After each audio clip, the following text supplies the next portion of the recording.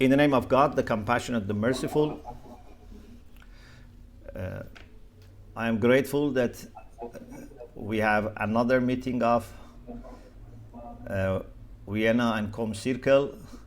I was pleased to take part in the last one in St. Ottilien, and I should also remember the late Abbot Nordker, who was with us, and he passed away, as you know, recently. We ask God to bless his soul. My presentation is a general perspective on the position of justice in Islamic theology, and in particular Shiite theology. In 2000-2001, I was writing a book for Islamic College in London on Shia Islam. And when I was designing the book, I was thinking, in addition to some of the general information that you find in any book on religions and denominations, it would be useful for my readers to give them some general characteristics of Shia Islam. So after thinking and teaching Shia Islam for many years, and thinking about this book, etc., three things came to my mind. By that time, I had not seen these three together as characteristics of Shia Islam, but when I shared with people later, they were very happy. And then it was several years later that Iran's supreme leader, in his annual lecture for the demise of Imam Khomeini, he mentioned actually these three as specifications of Imam Khomeini's approach to Islam. And then there were some conferences in Iran, but when I was writing the book, there was no such a reference to these three. It was just my own perspective. I said, if you have three things together, then you are very close to the spirit of Shia Islam and to the history of Shia Islam. It doesn't mean that all the Shia Muslims practice these three. It means that this is the general characteristic. And a good Shia, a Shia loyal to his tradition and history and teachings, must have these three together. Sometimes I call it our version of Trinity. So one is rationality. For us to be rational is very important. And here we have lots of similarities, in particular with Catholicism. Our second round of Catholic-Shia dialogue in 2005 in London was on reason and faith in theory and practice. And it's published as a book. And we found lots of similarities about the role of reason and how we believe that reason and revelation help and supplement each other. They never replace each other. So there is long history about rationality, and one of the manifestations of this is the interest in intellectual sciences, in particular logic and philosophy and theoretical mysticism, in Shiite seminaries. In Iran, in every place that there is a seminary of a reasonable size, they teach philosophy. in universities that they teach humanities, they teach philosophy. In some Muslim countries, you may not find even one single department of philosophy. So this is one aspect. The second is spirituality. Not to be satisfied with just performing rituals. To go deeper into the spirituality of prayer, of fasting, of giving alms, of everything that we do. And to look for meaning deeper than on the surface of the texts or practices. There are many people who are interested in spirituality. There are many people who are interested in rationality maybe. But to have them both is not that common. And then the third is search for justice. And justice is our topic.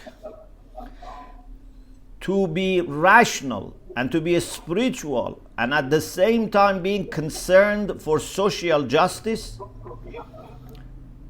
I think would make it very balanced approach to all issues that we face in our personal and social life.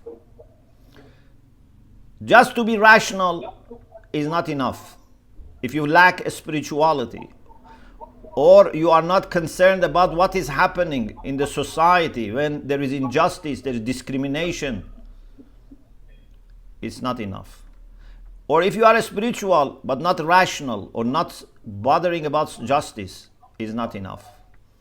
Or just interested in justice but not working on your spirituality, on your sincerity, or you don't choose rational approach, you can cause more harm than benefiting people. So, to have these three together makes it balanced and comprehensive. I remember in 2006, I went to airport in Tehran to receive 4 Catholic guests from UK. 2 people from Heathrow College, which was running in London, unfortunately it's closed later, was run by Jesuits, and 2 people from Ampleforth Abbey for the Benedictines. So one of my very knowledgeable and experienced and learned Catholics, Michael Barnes, you may know him, he's a great theologian, a Jesuit. So on the way from airport to Qom, asked me, what is the difference between Shia Islam and other versions of Islam? And I thought, what can I say in brief on the way to the city of Qom? And I said there are different ways to answer. I can mention some historical issues, I can mention some theological issues, but I said maybe it's better to tell him this, that in Shia Islam, 3 things should come together: rationality, spirituality, and search for justice. You should have them together. The history of Shia is full of people, movements who ask for justice. I will explain later. And also interest in intellectual approach to understanding and interpreting a scripture, and also at the same time being a person of prayer, of spirituality and a spiritual journey, etc. Michael very much liked this idea, and many times we met later, he referred to these 3. And the last time we met was in the American Academy of Religions several years ago, and he said, I am writing a book. 1 chapter of the book is about these 3: rationality, spirituality, and search for justice. So, when I am talking about justice, then you realize that it is fundamentally important for Shia Muslims. Indeed, one of our 5 principles of Shia Islam is justice. There are 3 that we believe we share with every religious tradition of Abrahamic sort. Monotheism, believing in one God, believing in the prophethood, the need for guidance from God and revelation in particular, belief in resurrection are common. All Muslims, and even we believe all other Abrahamic faiths, they believe in one God. They believe in the fact that we need guidance from God, and we are going to go back to God and be present and accountable for our actions. But since there were many theological issues among Muslims, especially this emerged after the demise of the Prophet, and gradually these differences became more obvious due to encountering new challenges, new issues, etc. So there were lots of theological issues that were not agreed on. The Shia Muslims, in order to clarify their position, in order to identify themselves, they added 2 more principles. One is justice. The other is imamate. Imamate means we believe in the institution of divinely appointed leadership. We believe that although revelation stopped with the demise of the Prophet, but it doesn't mean that God's plan for leadership also stopped. So we believe in infallible imams. We believe in 12 infallible imams. The 12th is in the occultation, Imam Mahdi, and he will come and he will be also with Jesus, and they will be together establishing universal justice and fraternity and peace.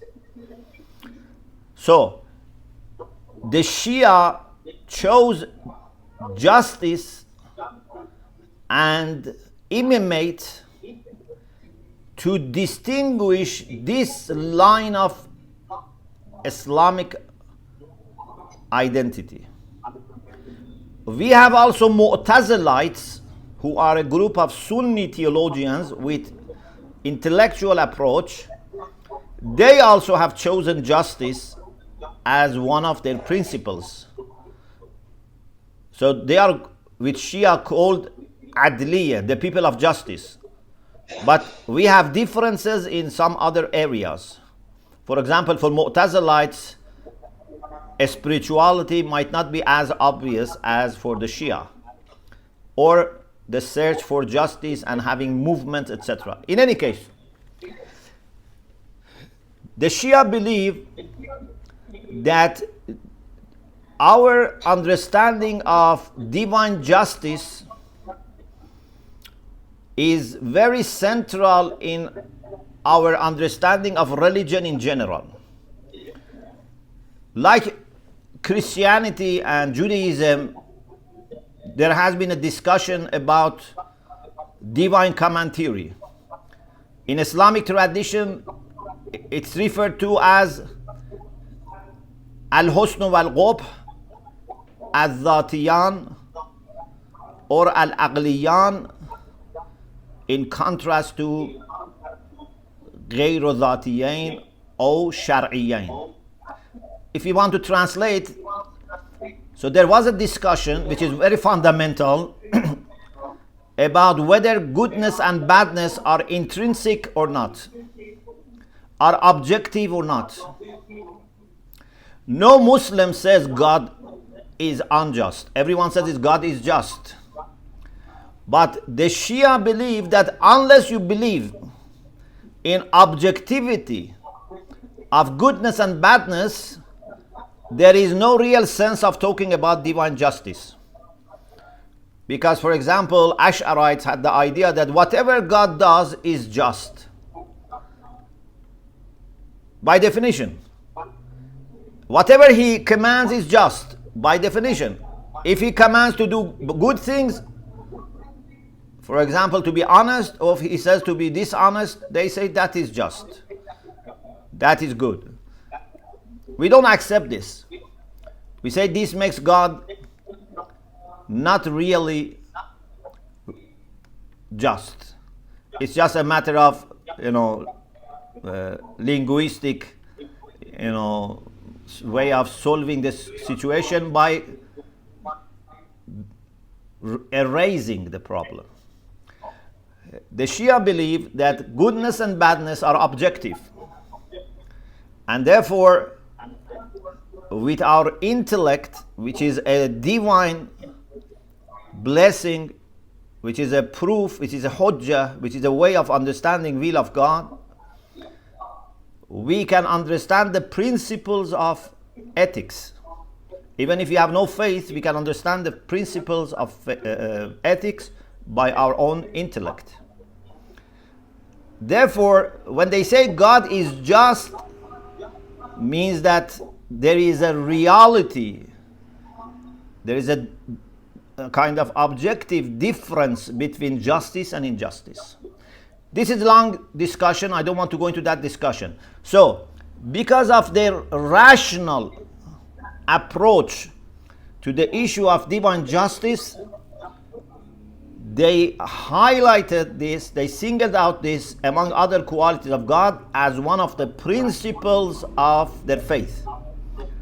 But the story doesn't end with divine justice. Divine justice has to be echoed in social justice. This is a very important link. You can talk about God's justice forever and don't bother about injustice in the society. This is not acceptable. When we talk about divine justice, not only we want to understand how God operates or legislates, we want also to understand what implications it has for us. God wants us also to be just. In the Quran, justice is one of the values which has no exception. God is just and wants us to treat ourselves and each other with justice. So, justice is a personal and interpersonal quality. This is very important. Islamically, justice starts within and then goes without. So, I can be a person who lives alone. Suppose I am not interacting with other people. I am living alone. Still, I can be unjust or just. Because I can be unjust to myself. So, I have to establish justice first inside. And then outside. So, we have lots of discussions about justice as a personal quality that shows itself in relation with other people. If you study great works on ethics by Muslim ethicists, especially those who have adopted more philosophical approach to ethics, you find this common idea that they refer to justice as the most fundamental and ultimate virtue. For example, they talk about 3 faculties of the soul. Faculty of rationality, faculty of appetites, Yes, and faculty of anger. If you strike balance for reasoning, you have wisdom or hikmah. If you strike a balance for appetites, you have iffa or modesty. If you strike balance with respect to anger, you have bravery or shaja'ah. And when you strike balance in all the three faculties, you have justice, adala. So it's a personal quality. You have to observe the rights that you have over yourself, the rights of your organs, the rights of your talents, your potentials over yourself. So it's a kind of justice as a kind of righteousness. And then it comes out with family members, with neighbors, with relatives, with strangers, even with enemies. The Quran says even with enemies, and not just personal enemies, even with enemies of God, you have to be just. لا يجرمنكم شنآن قوم على ألا تعدلوا اعدلوا هو أقرب للتقوى. Do not let your hostility towards some people make you unjust. Be just. This is closer to piety. So even with enemies we have to be just. There is no way to add exceptions to justice. And to finish in 2-3 minutes, to look at history, we believe all the messengers have come with a common task. This is not the only task, but there is one common task which is emphasized on by the Quran. There are other common tasks, but this one is in particular very important. The Quran says, لَقَدْ أَرْسَلْنَا رُسُلَنَا بِالْبَيِّنَاتِ وَأَنزَلْنَا مَعَهُمُ الْكِتَابَ وَالْمِيزَانَ لِيَقُومَ النَّاسُ بِالْقِسْطِ. We have sent our messengers with clear signs, with the scale or the balance. Why? So that people stand up for social justice. All messengers have come to help people establish social justice. The messengers have not come to establish social justice miraculously. They have come to show people, help people, lead people, but people need to establish social justice. Unfortunately, this has never happened in a universal scale. The earth has never been... Yeah, 1 minute. Just 1 minute. So the earth has never been filled with social justice so far. But our idea is that in the end of time, when the 12th Imam and Jesus come, the earth would be filled with social justice. But that is because people would be helping them, would be prepared for that. So the issue of justice is very fundamental issue in our understanding of theology, ethics, and even in our perspective about the whole history, and in particular about future. Thank you very much for your attention. Thank you. Thank you. Thank you for presentation. Thank you. Thank you very much. Thank you. Thank you. So I also welcome Professor Seifert. He joined us. Happy he's also